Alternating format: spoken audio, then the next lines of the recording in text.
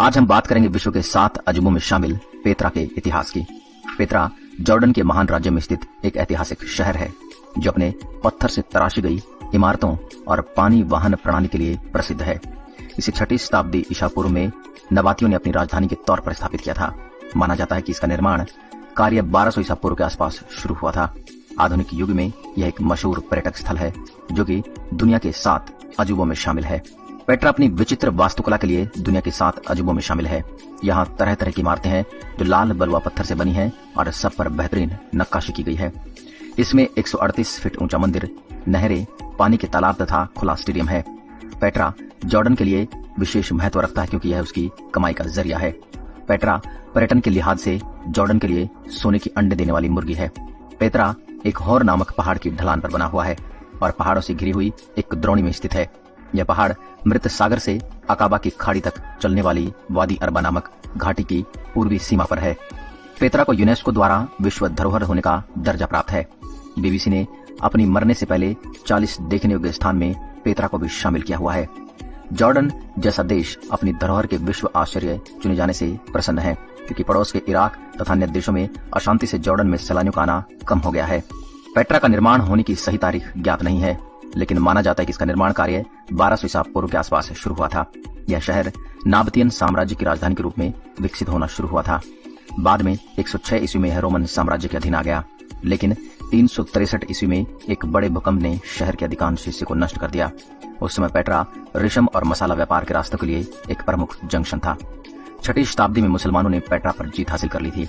1189 ईस्वी के दौरान मुस्लिम शासक सुल्तान सलादीन के जीतने के बाद ईसाइयों ने पेट्रा को छोड़ दिया था। पेट्रा दुनिया की सबसे पुराने महानगरों में से एक है जो कभी पैलेस्टीना के बेजांटिन प्रांत की राजधानी थी।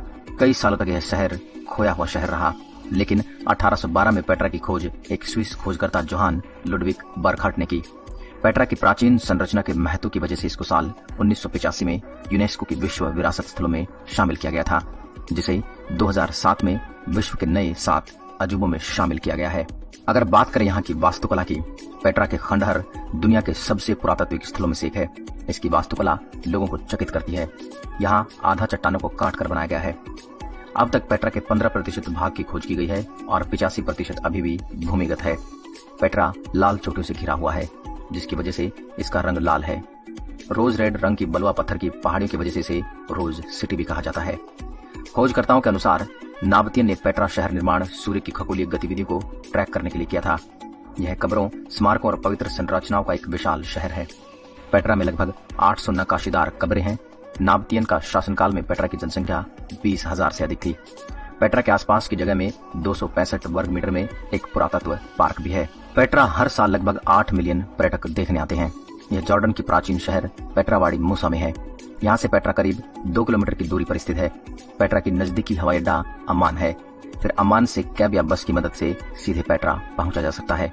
इस शहर में वाहनों को ले जाना प्रतिबंधित है, हालांकि गधे, घोड़ा गाड़ी और ऊंट को यहाँ लाया जा सकता है।